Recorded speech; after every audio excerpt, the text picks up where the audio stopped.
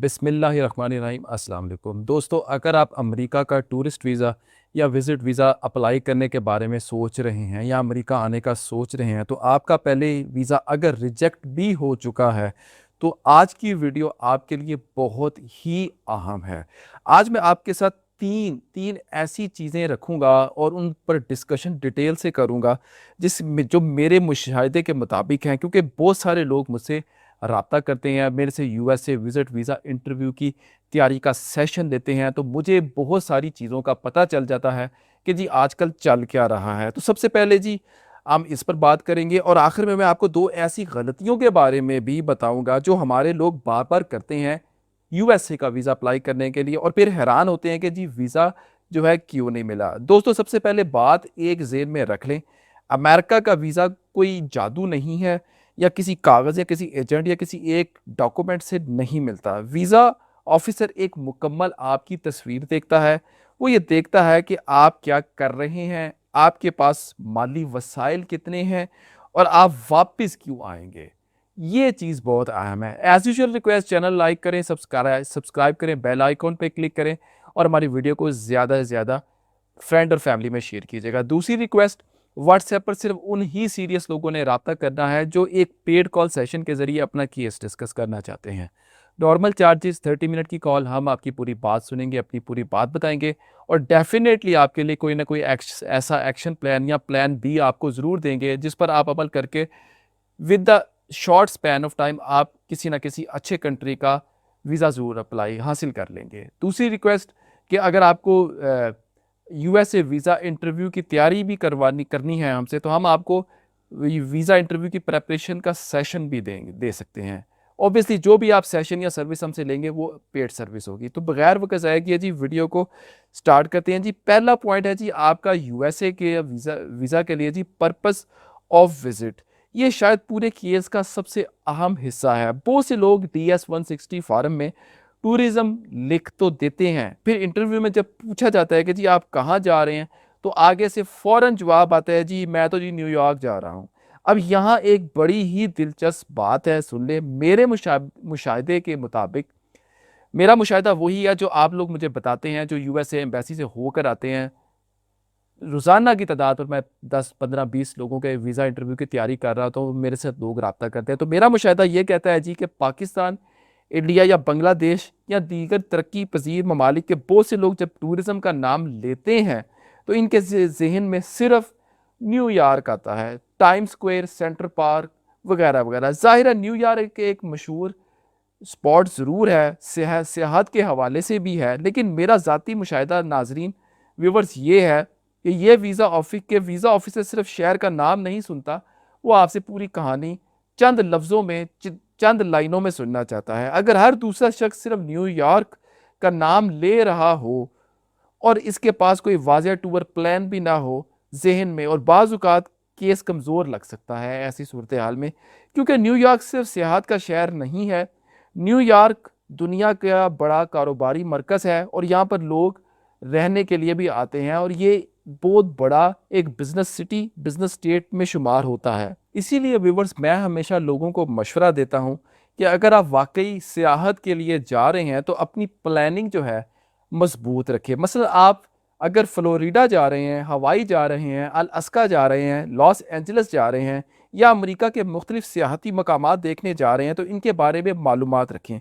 सिर्फ शहर का नाम काफ़ी नहीं होता, आपको मालूम होना चाहिए कि आप कहाँ जाएंगे, कितने दिन रहेंगे और क्या देखेंगे। ये बड़ी अहम चीज़ है, ये आपको समझने की ज़रूरत है।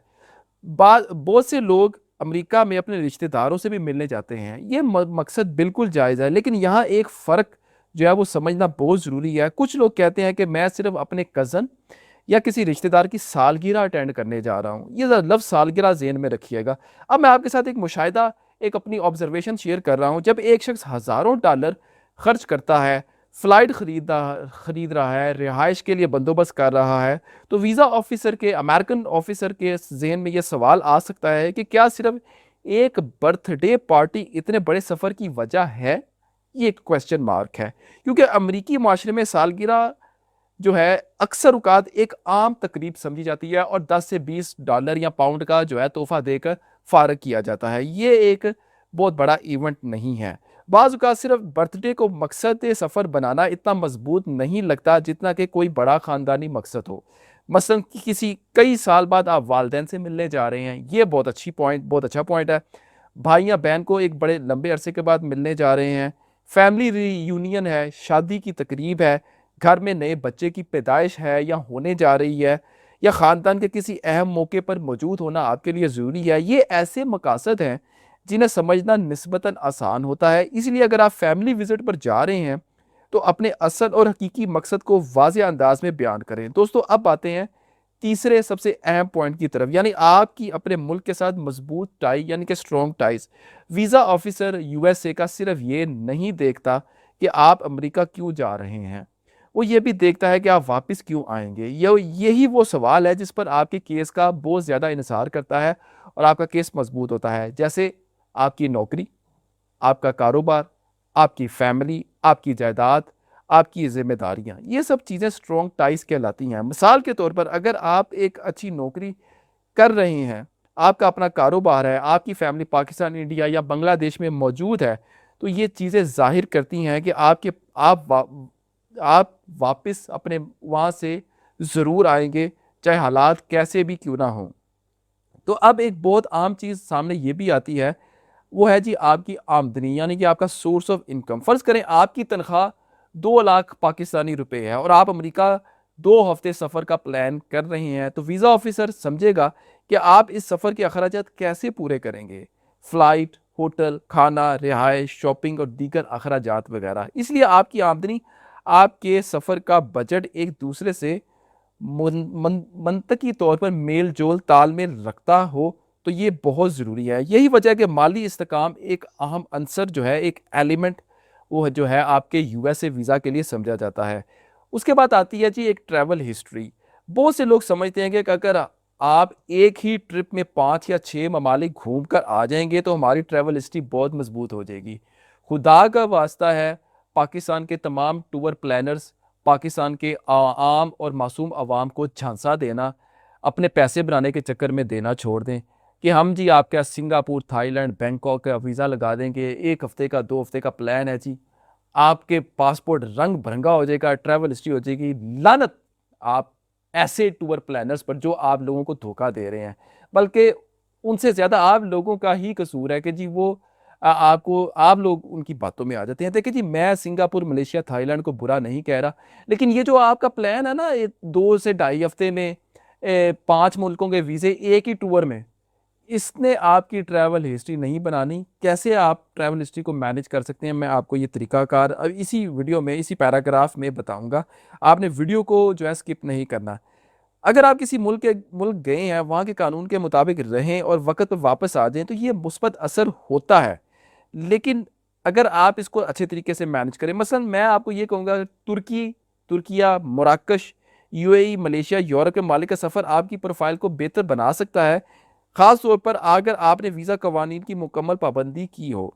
कुछ लोग, अब आपने इस ट्रैवल हिस्ट्री को मैनेज कैसे करना है, मैं नहीं कहता कि मैं चाह रहा हूँ कि आप 5 मुल्कों का वीज़ा एक टूर में ना करें।